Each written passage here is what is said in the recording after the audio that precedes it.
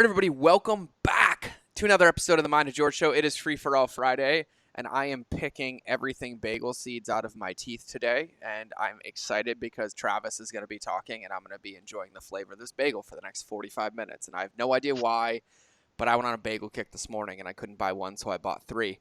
But today, I am super, super excited to be joined by my guest, who has an amazing bio. You can just Google it because it's phenomenal, and I would take the whole episode for me to read it.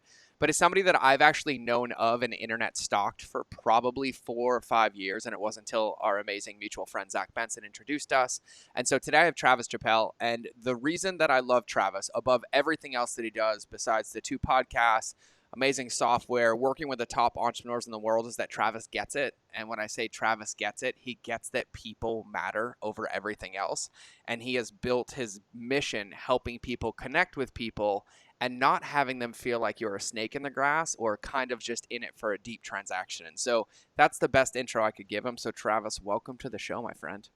George, what's up, man? Thanks so much for having me. I'm stoked. You have such a good podcasting voice. I can totally get it now. I love it. It's the mic. It's the mic setup, man. That's what I say. I was like, I'm still learning how to play with the audio tool so I can make myself, like, I want to be able to give myself a British accent, an Australian accent, and then like have that deep tone. Because I feel like when you have one of those accents, you just sound 10 times smarter than everything else. It's definitely true. It's actually psychologically proven too. Yes. So, yeah. See, like I make this stuff up, but it's probably because I heard it somewhere, and that's how the neuroplasticity of my brain works. So one of the questions that I always love to start with, and I'm actually so interested to hear your response to this one. So the first question I ask is, when you look back at your career, and you've had quite a career, what was the biggest mistake or the biggest lesson that you've learned, and what'd you take away from it and apply now?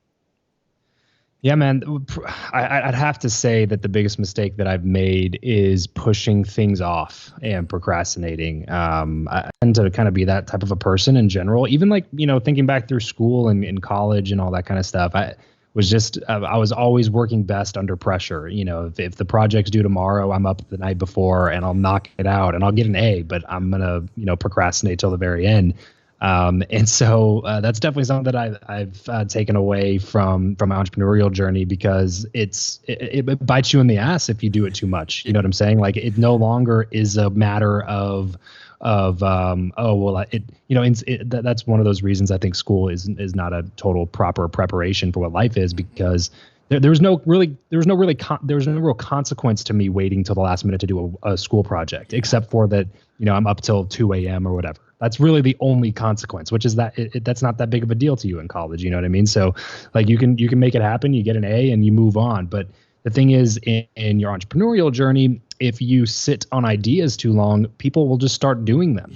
You know what I mean? Like, you can lose time, you can lose a lot of money, you can lose influence, you can lose attention.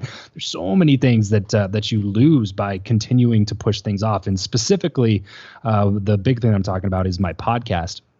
Because, man, if I would have just started it around the same time that I thought about starting one, I'd be a year ahead of where I am, which at 3 a week would be, an additional 150, 200 episodes, which would be an additional couple 100,000 downloads, which would be an additional certain amount of followers and an audience and attention and more money. And like everything would have been on a faster timeline had I started faster.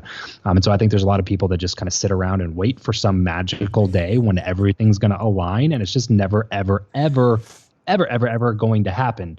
So you just got to decide, how important is it to you? That's really the big question. Like, you shouldn't just get started with everything that you think about, or else you'd be doing a million things. But how important is it to you? And if it is really important to you, then do it now. Like, get started now, regardless of if it's messy action. Action at all is better than no action. Man, I so much. There's probably like a stoic novel of entrepreneurial wisdom that just got pulled out of that answer. But the thing for me is, like, you talked about the podcast. It took me 9 years. Like, I wanted to launch my podcast in 2011. And you know what's nuts is I had a high old PR40 microphone sitting in my closet for 8.5 years, and I still don't use it, but at least I have a podcast now. But I've never used that microphone, and I kept it as a reminder of, like, when you do something, like, you got to trust yourself and go all in, because I think about it. And I'm glad I didn't, like, for all the right reasons. Like, I've learned a lot of lessons. I'm in a different place now, but It's actually really interesting because even now, as a successful entrepreneur, when I launched this podcast a couple months ago, I mean, we're doing amazing. But I had the same fears I had come up 9 years ago. Right. They didn't feel any different. They didn't taste any different. But I had a different set of tools in my toolbox, and I was like, yeah, this Sure. Yeah. doesn't matter, right? And Yeah. so, go ahead. Yeah. Sorry. Go ahead. Go ahead.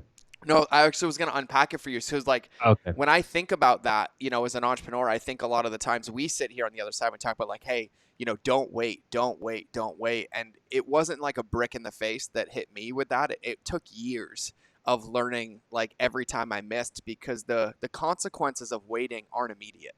There's like a very slow drip and fallout, right? And so how do Yeah. you, like you said when you talked about it, like make sure it's important to you? Like how do you vet like what's important to you versus like, does this move the needle in the business? Is this for my personal tank? Like, how do you go through that process? And then what's the first step that you do to do something? Yeah, to me, it's the rocking chair test, which is something that Tony Robbins talks about a good amount and really resonates with me for whatever reason. But really quick before I do that, I want to touch on something that you mentioned. Yeah. You mentioned the Heil PR40, and for those listening, that's like a $400 or $500 microphone, a really nice microphone. And when you're starting out podcasting, you don't have to have something like that. And what I find to be a common denominator, George, between people who take action immediately and then actually stick with it versus people who go out and do something like that where they like bought this microphone. I think the big difference there is you're taking action with the things that are the most fun parts of the task at hand. Yeah.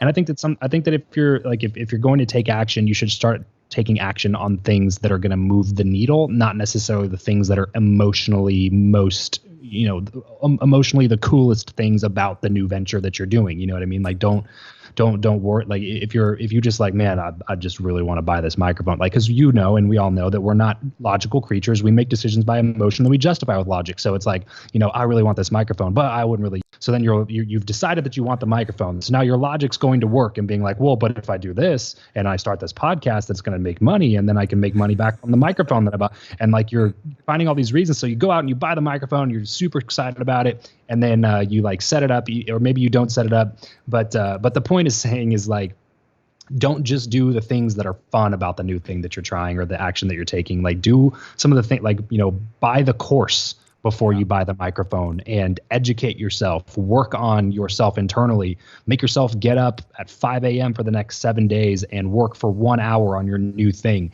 And then reward yourself with the fun stuff, reward yourself with that microphone, record some episodes into your laptop audio, have it be as crappy as can be. But if I can do this for 30 days in a row, then in 30 days, I'm going to go out and I'm going to get a microphone and reward myself. Like I think that plan of attack is going to keep you in the game a little bit longer and prevent you from spending money on a bunch of stuff that you never use. But anyway, back to the original question here. So the rocking chair test, that's something that I use to decide if I should attack a new venture. As entrepreneurs, we all kind of have that shiny object syndrome. And, I'm 28. I've only been doing this entrepreneurship thing. Well, basically, I've never had a job, so kind of doing it since forever. Since I was supporting myself I got married when I was like 21. So since I was 21, supporting myself. And in that time period, I don't know how many things I've tried. There's so many things that I've tried. And it's gotten a lot more clear over the years. But I think that initial testing period was really important because it just helped me work through some different things and figure out, okay, well, I don't really want to be doing this. This isn't something that I'm like super great at. I don't really believe in this product that much. And it like brought me all the way up to this point. And now as I look at new ventures, it's really, really important to sit and take a second and say, how important is this to me to have accomplished at some point in my life? And I think that the rocking chair test helps me do that. And so that's basically what it is imagine yourself at 90 years old, 95 years old, sitting on a rocking chair on your front porch, looking back at your life. And ask yourself, if I do not do this thing, if I do not pursue this new venture or head in this new direction, will I regret that at some point? And I think that not enough people ask themselves that question, man. I think people are more afraid of failure or of regret. Where to me, I'm way more afraid of having regret when I'm 90 than failing a bunch until I get to 90. Knock on wood. But but yeah, I think that test is really a big thing for me. It was a huge thing when I started the software stuff, man, because I mean it was a big leap. We've spent a good amount of money in dev work to get this thing up and running, just to see if it's something that people even want. And that was a big. I'm not a SaaS founder. I'm not a software guy. I'm not a developer myself. Like it was a big risk to take on this brand new venture that I know little to nothing about, just because I thought I had a pretty good idea about it. But when I sat there and asked myself that question, like if I look back in even if it's not when I'm 90, let's say it's 60 or 70 or 50 or whatever, when I look back on this time of my life, will I regret not doing this? And the answer is was overwhelmingly a yes. Yeah. It was just like, I'm going to always look back at this moment, and if none of my other dreams come true, especially if none of my other dreams come true, all the goals and the things that I'm working toward in life, if those things don't come true, I know 100% for sure that I'm going to look back on this moment and be like, man, what if I just would have tried that software thing? Yeah. Well, that would have been the thing. You know what I mean? Like that would have been I could have sped up this timeline. I wouldn't have to go do this thing now when I'm 68 that I don't want to be doing. Like, you know what I mean? Yeah. So when I really look at those new ventures, new opportunities, I always ask myself, like, if I don't do this, will I regret it? And if so, how extreme will that regret be? You know what I mean? So that's kind of how I vet out those new ideas sometimes. That's good. I've heard it. I've never heard it explained like that well. It's a really, really simple concept. And it's funny too, because, for those of you that don't know, so Travis has 2 podcasts, has been killing the game, entrepreneurship, networking, all these amazing things. And then Travis is like, I think there's a better way for podcasters to do certain things. I'm going to launch a software, which is the opposite of like the shiny dopamine hit that you talked about with like buying the new microphone, right? Like, oh yeah, you went the other way, right? And I think Travis, like, you nailed it. That's how it was for me, right? It was the illusion that I wanted to do something, but I hadn't laid the foundation, or built the container strong enough to hold myself accountable, right? And so, like, for me now, I know myself, right? Like, I'm successful, but I also know my back doors. So the moment I have an idea, I know if I'm going to do it, I have to post it publicly before I do anything, or else I will find 8,064 different reasons to just not do it. So I'm like, I'll go live I'll do a podcast. Like, hey guys, just so you know, this is coming in like the next 30 days. And I have to like put that accountability out to put in that work. Cause I think too, the undertow of what you said when you answered that question about the microphone was gold. And then the rocking chair test, and then the software that you're launching, the venture too. I think one of the things that's underneath it, and you said it without saying it, is that success is not this big thing. It's the combination of these little things that we do every single day. I mean, you're going from, everyone like sees a software program launch, like, oh, I'm so stoked, I'm so pissed they're charging me so much money. I'm like, they've been working on that for 4 years. Like 4 years, you didn't know it existed, right? Paying for it, paying employees, deving it, UIing it, UXing it, and all of it. And so you've been working on this software. It's coming out actually soon. It might come out by the time this podcast comes out. But when you think about that and thinking about what you talked about, like, what are some of the lessons that you've learned in building this software? It's not your forte. It's not your expertise. It's your idea. And it's kind of putting into practice the rocking chair test, the shiny object syndrome being eliminated. Like, how have you processed through that? And like, what's come up? What have you learned? Like, I'd love to hear some of that. Yeah, man. And I know that you're going to love this answer, because I know that's something we've talked about before. 100% the most helpful thing during this entire process has been my network. Mm-hmm. Like, without question. On multiple regards, one of the biggest things that I've heard from SaaS founders, and anytime I'm like trying a new venture, I kind of use it selfishly as I'm going throughout my like interviewing on my show. So you'll notice like almost like industry leaning trends as I gain interest in other things. You know what I mean?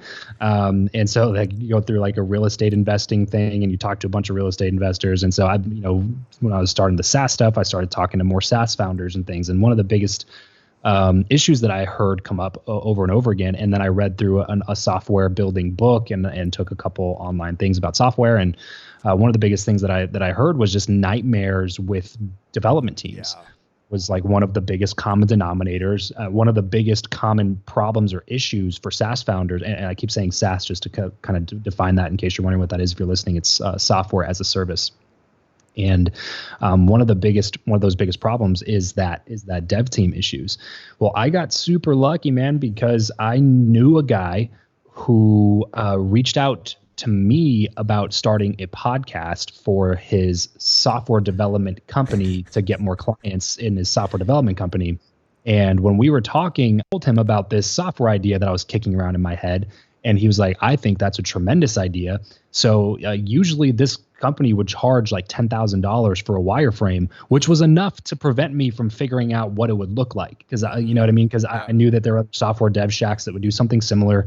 And but I was so focused on some other things that I was working on that it wasn't a top priority for me to go out and purposefully spend that amount of money just to see if I liked the product and wanted to go get it built. Right. So he's a friend of mine that I've known for a while. And after we decided to work on the podcast, we hopped on another call. He's like, we should just hop on a call and work through what that might look like. So we hop on another call. We talk about it a bunch. And then like a week later, he shows me this wireframe that he did totally for free. And then I looked at the wireframe and I was like, I have to build this. This has to exist. I think that it's going to be a knockout. I think that it's a good enough idea. I think that it has a lot of legs. And, you know, this guy's been in the software space for a long time. He agreed that obviously there was a external reason for him to agree that it had legs because he gets paid to do the dev work. Yeah. But also he was a friend. So I actually trusted him. He wasn't just some random guy that found me online and wanted me to, you know, do his podcast for him. So that by itself was a good, like that connection by itself was amazing. Just to be able to work with a good dev shop that's you know in the based in the U.S. and that does incredible work and doesn't charge out the wazoo for that incredible work. They do what they say they're going to do. It mostly has been on time. There's been a couple delays, but you know that's like building a custom home and expecting it to be done on time too. It's just like things just don't happen like that. Yeah. There's always issues that come up that you're not sure you know, that you couldn't have estimated from the beginning. But anyway, it's been mostly a positive experience. And I've noticed that for sure because other friends that I have that are doing similar dev work, they've been working on it for months and months longer than we've been working on ours. And they are still months away from launching, whereas we're a couple weeks away from launching. So just that one connection was good by itself. But now, since then, you know, I've other questions about that kind of stuff. I've never gone through like a fundraising round and all that kind of stuff. And still at this point, I haven't. But I was able to get on the phone with several entrepreneur friends that I now have that I built through the podcast, by the way. I was able to get on a phone with a bunch of them and ask them a ton of questions about like, hey, what would you recommend on a seed round? Is that like a convertible note or a safe or should equity or like should there be some sort of options pool? Like what exactly, you know, do I do? How do I structure that? And then they had multiple people that made introductions to me to startup attorneys that would help me get my legal docs set up. All through introductions from people in my own network on relationships that I've worked on building for the last couple of years. And then a step further, bro, even beyond all of the logistics and getting the company set up and learning some things about raising capital and learning some things about the C Corp formation, because all I've ever done is like single member LLCs that file as S Corps and that, like I'd C Corps out of my world, you know? So asking all these questions about all these different things, doing my own private independent research, and then getting to the point where about a month ago, we started reaching out to people because we wanted to build up a list of guests that were going to be bookable on the site. So basically, it's a guest and creator marketplace where if you have a YouTube channel or a podcast or a blog and you interview high-level people for that, this is a way to connect with those people without going through months and months of trying to figure out where their media contact is and who the right person is and go through their gatekeeper and find an email and then schedule and then 17 email chain. It's basically like go to their profile, pay $1,000 or whatever their price is that they charge, book them on your show, have it scheduled on the calendar, do the call. It's all taken care of within the site, and it's a pay-to-play marketplace so that you can for sure guarantee that you're going to get interviews with people you want to interview. And so when we were looking at the launch, we were like, okay, we can either go after the creators or we can go after the guests. We can't go after both because it would split our time and not be as effective. So I was like, let's go after the guests because they're the ones with the audiences that will also have creators and they'll be able to, you know, bring in more users to the platform that way. So we go out to this list. And the first thing that I did is we went through all of the guests that have ever been on the Build Network podcast, which now at this point, we're almost at 500 episodes. So we're coming up 300 something guests at this point. So some of them are solo shows and different combinations and things. So we reached out to that entire list. We have a list now built of almost 75 people in the last 2 or 3 weeks, all of whom have their own audiences. A lot of them are really, really well known, especially in the business and entrepreneurial space, and especially in the content creation space, speaking space. and all those types of things. Every single one of those people were not cold pitches. They were warm reach outs to people that I already had a relationship with, that have agreed to come onto the platform for a couple of reasons. First of all, I think it's actually a useful platform. I think the software that we build actually has some really cool features. And if you're in this space or industry at all, I think that you would see that. And it's all totally free because it's more of a platform as a service than it is a software as a service. Yeah. And so our goal is basically just users. So, it's a lot easier of a yes, but also the second reason that they're willing to say yes is because we have a pre-existing relationship. Yep. And there's a bunch of other people who have already said yes. So like literally, bro, every single step along the way, there's a ton of uncertainty, and there still is uncertainty. Obviously, we haven't launched yet. We still don't know how it's going to work with people. But I will say that if I tried to do this 2 years ago, 3 years ago, I would be a million steps behind where I am right now, just simply because of the relationships that are existent in my life now. Yeah, dude, I love it. I'll share a funny story in a minute with you that I think you might appreciate about how I used Cameo for like a hack around a couple months ago, but I'll share it in a minute. But when you talk about the dev, one of the things that I think about, like in our world, like you've been in this space just as long as I have, right? And we think about it, and it's pretty split down the middle, in my opinion. There's people that are like transact, right? And then they end up with their tail between their legs, launching 85 different products with different names because nobody likes them. Or the people that get it, right? And one of the things that I think is so powerful, what you said, is like when you connected with this dev, there was a point where obviously he's incentivized because he'll be doing the dev work, but the quality of your relationship is what dictated his ability to go that deep and invest that much capital and time into what it was to offer based on the relationship that you had built. And that wasn't transactionally. He reached out for help, you helped him, you did all of that thing. And what I think a lot of times, like I still have people that we run up to, we teach relationship speed algorithms, like, oh yeah. I'm like, but the payoff, like reciprocity doesn't work tomorrow. Like reciprocity is a bank that comes out whenever it's needed to come out, but it could be a year from now, 2 years from now, and you have no idea how far that ripple travels. And I think, that's a testament to it. And so I think this is a perfect opportunity. By the way, what's the name of the software for everybody that knows? Yeah, it's called Guestio. So you can find it over at guestio.com, guestio.com. Guestio.com. Yeah, so here's what's funny. I'll tell you this story before I ask the next question. So I wanted Carol Baskin on the podcast, right? Like from Tiger King. Like this thing was going crazy. And I was like, everybody does the same thing, right? They reach out to PR people. And I wanted to talk to her about her marketing. Because like, quite frankly, like she's a marketing genius. The jury's out on anything else. But from a marketing perspective, everyone's like, you're never going to get a hold of her. And I was like, she's on Cameo. And that app Cameo, if you guys don't know, you pay X amount of dollars and you get a celebrity to record your voice for a shout out. And so I was like, what if I pay for a Cameo to give her my contact information, tell her I'm going to spread the message of her service, and give her my email? So I send this Cameo, and I don't give her anything to record the message. She cancels the Cameo because there's nothing to record, sends me an email and said, oh, that was super creative, can't wait to connect, here's my email, and got her contact info without ever like paying $1. And I was like, I made Guestio 1.0 without them knowing. Like that's what I did. That's exactly right, bro. That's exactly where the idea came from. And so, yeah. I was searching for people on there, and I was like, man, I wish I could guarantee that they're going to say yes to an interview, but there's no way to guarantee that. There's not. And so I was like, well, why don't I just build it? And then I felt responsible for them adding the feature to text after, because I did that 6 times, and I got a hold of all 6 people. And all 6 of them personally emailed me, and I never paid $1 because they refund your money if the request isn't funded. Right. And then I was like, I have morals and ethics. And I was like, okay, I really feel bad. Like this works. I just can't go teach this, right? Like I'll just leave it for what it is. and then you come along. But like when you think about it, right? Like you talk about, you've been working on years on like building your network. Like what are some of the big things that you focus on when you meet somebody, when you're building your network? Like how do you ensure that that connection or that relationship is positive and doesn't feel slimy and snaky like we're used to?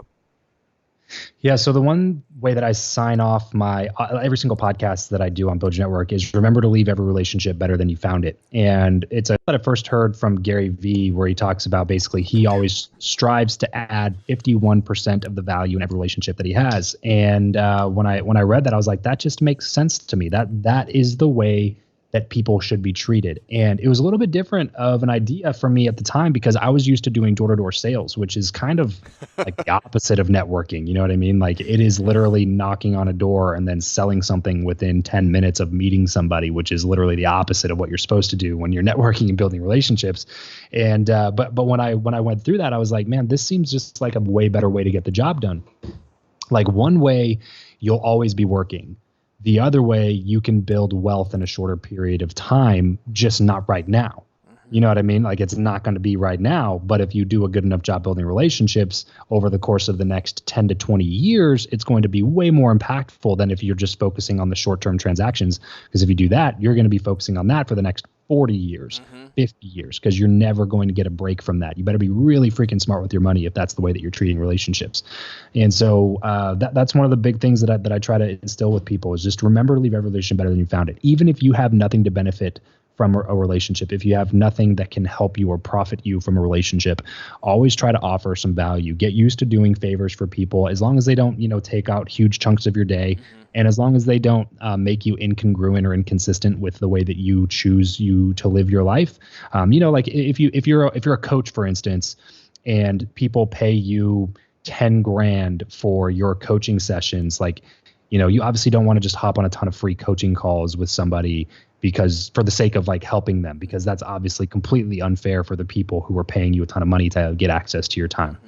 So I think that's a little bit different. But what I am saying is like, if you can make a quick connection, or if you can recommend a quick tool, or if you can shout out a book to somebody, or say, hey, I read an article this morning, thought you might enjoy it, send it off to somebody, or you're, out and about, something reminds you of somebody that shoot them a quick video. Why not just re-engage those people?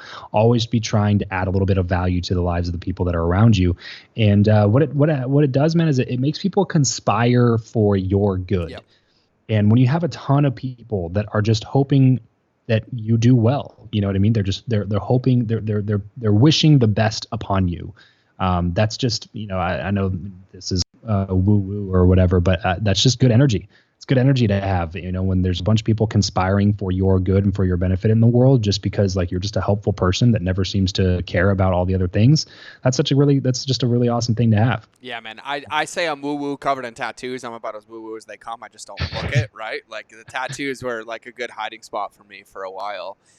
So when I think about this, right, when you think about these relationships, and you think about always improving upon the silence, right? Or adding it better than you found it, or Gary Vee, like we've seen it. And the truth is that it does work. And it's not even that like it works to get something out of it. Like it's just about being a good human being and like understanding that this is what's going to change the world. And, it took me a long time to realize that. Like I remember, when I was like in the beginning of entrepreneurship and I like made my first million and I went to a conference and keynoted, I was like backstage with all the other speakers and I was like, let me tell you about me. Let me tell you about me. Let me tell you about me. And I was like, God, they never just texted me back ever. Like I wouldn't even get their number, right? Like the lessons that we had to learn, to play the game. But one of the things that I find really interesting, and I love to hear how people do this, when you start building relationships with people, like you're talking about, like when you plant a seed, you have to water it and water it and water it. And if you want that vegetable, you have to tend to it. Sometimes you have to water it once a month. Sometimes you can just let that thing grow and it's a lotus and it comes through mud, right? And other times you have to water it daily. But like, how do you look at nurturing relationships with people when you build them? Like you have a really big network of people, right? And so is there anything that you proactively do, or do you kind of just build it reactively and keep it open? Like, hey, hit me up anytime. Like, how do you see that nurturing and the watering of that garden that you've built with your network? Yeah, that's honestly something that I'm trying to get a lot better at, to be honest with you, man, because I am not super great at re-engaging and remembering things like that. My wife will be the first one to line up and tell you that. Yeah. So now I just try to do more things like exactly what I was just saying. When I'm out and about, I'm thinking about something or something reminds me of somebody, I'll shoot them a quick text, shoot them a quick video, just, hey, thinking about you, haven't talked in a while, whatever. I think that goes a long way with people, especially now when you just kind of assume that people catch up with your stuff because, well, I'm posting it all online. Totally. But there's something called an algorithm that doesn't show your stuff that you post online to everybody that knows you. So it's really good to get off of those platforms and just shoot a text or shoot something out that's a little bit more personalized, especially if you can do a video really quick. Stuff like that, I think that is really beneficial. The other thing that I think that I do pretty well is connecting other people people to each other as a form of continuing to stay in touch with people. Mm-hmm. So anytime I come across somebody who I'm like, it triggers a memory in my mind of a conversation that I had with somebody else, and I think that these two might be able to have a conversation, I just make an introduction. I ask both people, always get a double opt-in intro, because you never know if people are trying to avoid each other. Always. You don't want to, I've been put into introductions like that with people where I'm like, oh, come on, man. I don't like, this is already a person that I've talked to, and they're just trying to like get something from me, and I've already told them no. And now, I'm in this awkward conversation that I have to back out of because you're a friend of mine, and I don't want to like make it seem like, you know what I mean? So I always get the double opt-in intro, but make introductions as much as you can, man. Be the connector of people. I made an introduction. I didn't even know if it was going to go anywhere. I don't know if you know Jordan Harbinger and Brandon Turner. Brandon's the host of Bigger Pockets, and Jordan has a Jordan Harbinger show, 2 giant shows in iTunes. Bigger Pockets podcast is the largest real estate investing podcast out there. They get 3-4 million something downloads a month. Jordan's show is like 6 million downloads a month. And I made a connection to them like a while ago. I don't remember even how long ago it was, but I just asked both of them like, hey, I think this would be a fruitful connection. You're both really cool people. You both kind of are living kind of outside of the other online business type people, like all the funnel hacker community. Like you guys are like definitely away from that community. I think that you have multiple things that you agree on, that you touch, multiple crossover touch points. And so I was just like, hey, you mind if I make an intro? And both of them said, sure, and it was kind of like, yeah, but I mean, I can't really do much because my show is a real estate podcast. And then Jordan was like, yeah, I can't really do much though, because, he's about real estate and we don't really talk about real estate on the show. And I was like, all right, no worries. But I mean, I think it'd be cool if you guys got to know each other. Turns out a few months later, Brandon and Bigger Pockets decide to bring on another interview into their weekly schedule just about mindset in general, instead of just real estate investing, because that's a huge part of any business is working on your mind and going through the personal development journey. And the first guest that Brandon had on that segment of the Bigger Pockets podcast was Jordan Harbinger. Yeah. And so it was a really cool opportunity to be brought up in another conversation and know that I was able to add value to both of them as well as the entire audience that listened to the conversation.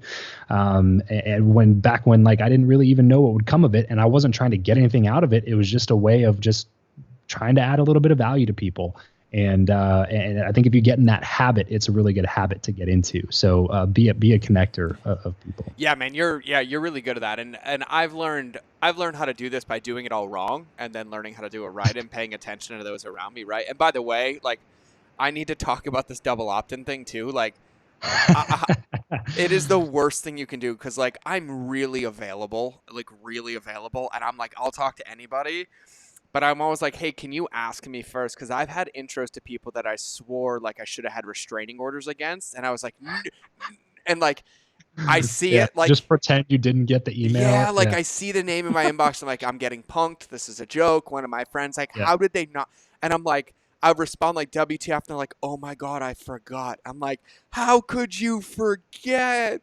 Right. I feel like you open Pandora's box and the poison of the plague comes out again. And I was like, here it comes, right? Like, I did something in the universe to warrant this happening again, and now I have to play with it. One of the things, it's something I think about a lot too, Travis, and a couple like friends of mine, I've learned all of it. Like, so obviously, and I know Jordan, by the way. I love his show, by the way. If you guys haven't listened to Jordan Harbinger, go check him out.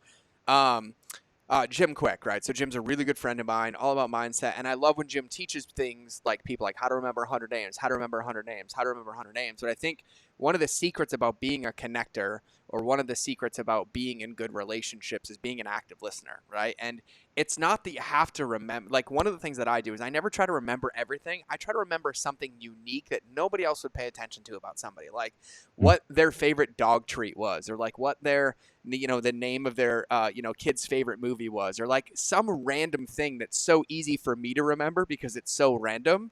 And it feels so important about them because everybody else is like, tell me how much money you make. Tell me what your business is. Tell me how you can, pull those levers. And so I combined like the knowledge of like 4 of my friends, right? So Jim teaches the memory stuff.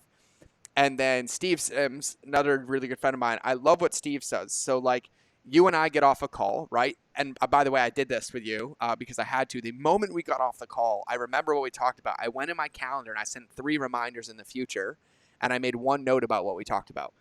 And that was it. And so I made a note and I was like, hey, follow up with Travis, right? I was like, I know he's in Vegas. I got to let him know when I'm going there. Like I wrote down, it took me like 2 seconds and I just wrote it down and then it ended up working out perfectly. I do on the podcast, right? So Steve's like always take a note and just set a reminder to follow up with people. And so what I did is I took this one step further, and I've never shared this, but every time I get on a call, like with somebody like I'm going to do work with or I'm doing business with, the moment I get off the call, I pre-write and schedule 3 emails in the future, and I schedule them all that day.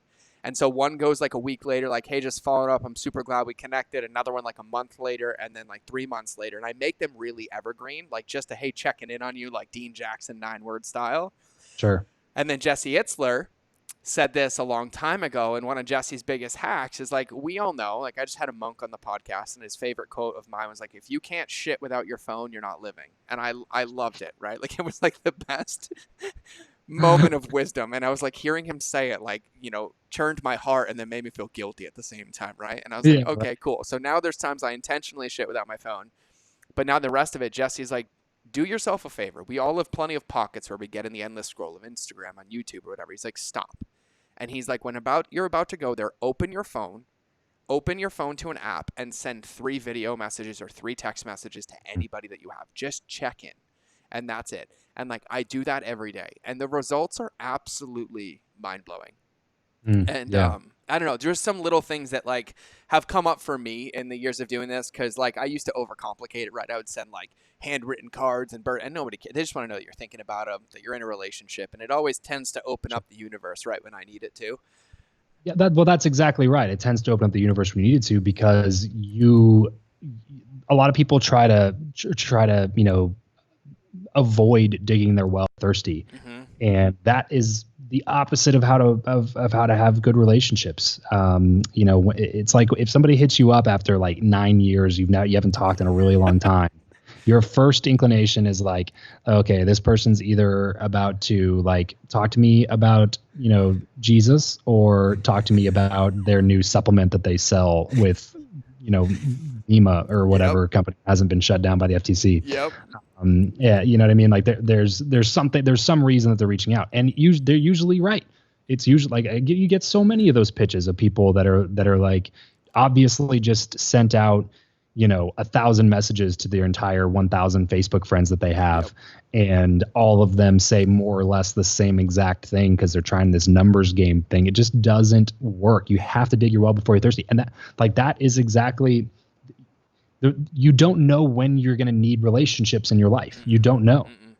And this software is a really good example for me on that, because the first few years when I was doing my podcast, I didn't know exactly what I was doing. I just knew that I liked podcasting and I wanted to build an audience around this whole idea of building relationships and using your network and you know, creating an environment that makes you a better person and all that kind of stuff. And I didn't know when I was talking to a lot of these guests when I was interviewing them that one day I was going to reach out to them about this new software that I'm launching, and I wanted to see if they'd be willing to come on board as one of the launch guests. Don't worry, it's totally free, all that kind of stuff. I didn't know that was not in my thought process at the time. It was just cultivating a relationship. When I reached out to other people and made some connections here and there, like that, those weren't because I was thinking, man, when I launch that software in a year, you know, it's going to be amazing because I'll be able to have all these people to call back on. Like you didn't think about it. If you continually add value without trying to expect something in return, then you're building up a bank of relationship capital, just like you're building up a bank of, you know, actual capital. And if you have a problem, if you have an issue, you have an emergency come up and there's no money in your bank account, then you go negative in your bank, or you have to put it on a credit card, and then you're in debt. You know what I mean? And it's the same thing with relationships. If you don't have enough relationship capital in that bank account, so to speak, then when you have that problem come up, when you have that emergency where you're like, man, I need some help, I need some support from the people in my life, your account's overdrawn. Yeah. What do you do now? You know what I mean? That's when you start reaching out to all these people and asking for these favors when you haven't talked to them in 7 years. And it's just like, wait, like what? Oh, you have a kid now? No way. That's crazy. You know what I mean? Oh, he's 7, you know? He's 7. So so you gotta dig your well before you're thirsty. Cause I mean, that's the only way that it's ever beneficial is if you just keep adding value to people's lives without really ever expecting anything, and understanding that that's really the only way that it's even going to benefit you anyway. And another great example would be Jordan. I don't know if you know the story, but basically he was with Art of Charm, Yep. the show that he had for a decade. Really bad business dealings. He exited the partnership and had to literally they were getting 2-3 million downloads a month, something like that. That entire email list, customer list, all these things that the company kept. Jordan had started over from scratch, had zero things. The only thing that he had in his corner was his network. Yep. And he started that show at the beginning of 2018. Now in 2020, he has completely eclipsed the heyday of Art of Charm. Art of Charm's down to lower downloads they've ever been before, and Jordan's show is higher than double than what the Art of Charm's heyday was, just because he did the work for over a decade of just putting work into relationships, adding value to people, and then the day that he needed some help, the day where everything that he was working on got, totally screwed over and he had to start from scratch, he had people that he could call and say, hey man, I need a favor. I need something. And all those people that he had supported throughout all the years were eager, chomping at the bit to help this guy out because he had been so helpful to so many throughout his career. So it's just such a big lesson. If you go into it trying to help people expecting that you're going to get something from it, it has the opposite effect on you every time. Instead of just going in and just seeing how you can help out. And Zig Ziglar said it best when he said, if you help enough people get what they want, you can have everything that you want. And so if you're not getting the results that you want in life, maybe start thinking about really do a real analysis, a deep dive on what you're doing, what your daily tasks are, what your monthly goals are, all those types of things, and ask yourself, how many people am I helping by doing this? And if the answer is me, then that's probably why you're not getting enough results, because you're not doing anything that's actually intrinsically helpful to other people. That's how the market, pays you. That your paycheck is directly correlated to how many people you're helping and how effectively you're helping them. Yeah, I actually says in my Facebook header that a company's success is directly correlated to the amount of value they add in people's lives. That's where their financial success comes from. And so, yeah, I think it was a personal development coach I had 10 years ago. I was in that my whole life is ending. I just got out of 12 years of combat, right, and legitimate feelings, but I always felt frozen. And she's the fastest path is to give away what you want to get. And that thing still carries so much weight for me to this day. When I'm stuck, when I don't know what to do, just go give it away. Go give away energy, go give away positivity. But it's always about service, and I don't think there's any way to lose that game. And you said something that I think is really, really, really important before we wrap the episode. And this was something that it took me a long time to learn, but they don't dig their well till they're thirsty and all these things. With relationships, right? If you do a relationship bad, it burns a bridge. You can't rebuild it, right? But when you do a relationship right, or at least neutral, you improve upon the silence, you keep that bridge. And every time Manhattan builds a new bridge, they don't knock the other ones down. That's why there's 21 of them, right? And you always want to have those avenues to lean into. Doesn't mean you're going to have to drive over it. If you're going to Manhattan every day, you can only drive in on one bridge and out on one bridge, but you have those options. And that's how I tend to think about relationships. And it's so powerful, man. I have so much validation right now, in my soul, hearing you speak about this stuff. It just makes my heart happy. I'm yeah. Yeah. This was the infusion of dopamine I needed today. It was one of those mornings. And so, no, I absolutely love it. So quick question. So, and just so everybody knows, the best place to find Travis, because you can find him anywhere, just Google his name. His podcast is amazing, but his Instagram, is it Travis Chappell? Yep. Okay. Yep. Just first and last name. 2 P's, 2 L's. Yeah, I was going to say it's 2 P's. I was about to say that it's 2 P's, 2 L's. So it's Travis Chappell with 2 P's and 2 L's. But, for everybody listening, right, just to wrap the episode, if there was a piece of parting advice, something that they could focus on today, something that would help move the needle in their life based on anything, that we talked about, what would those parting words of wisdom be? If it was your last message to my audience, what would it be? Yeah, sure, man. I would say one of the principles, overarching principles that's helped me in my life in general, in all things, not just my business, not just my network, is taking radical responsibility.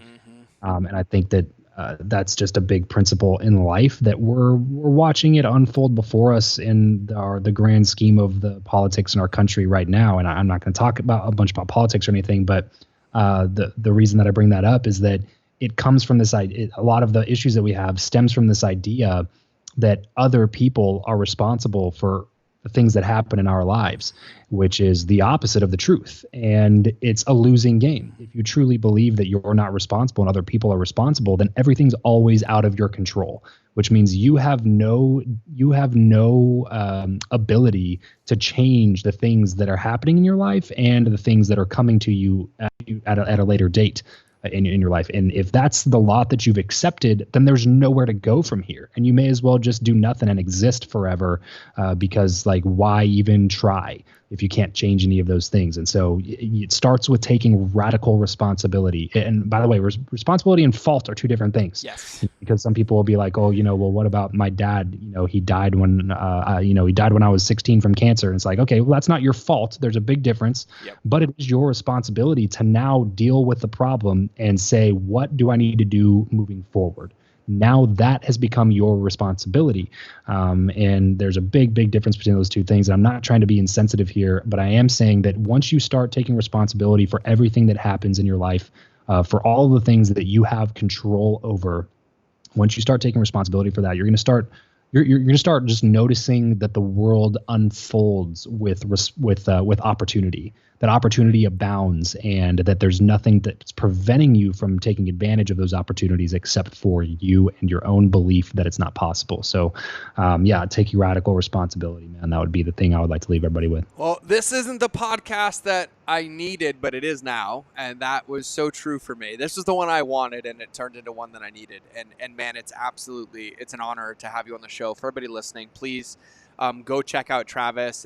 Google him on Instagram. Check him on Instagram. Travis Chappell, 2 P's, 2 L's, and then check out Guestio. I believe it's guestio.com. So guestio.com. Especially if you're in the podcasting space, creator space, work with influencers, are an influencer, go check that platform out, because it's a platform as a service, as Travis is going to coin that one now. So, man, thank you for being here, and it's always been a pleasure. So for everybody listening, remember that relationships always beat algorithms, and I will see you guys in the next show. Bye.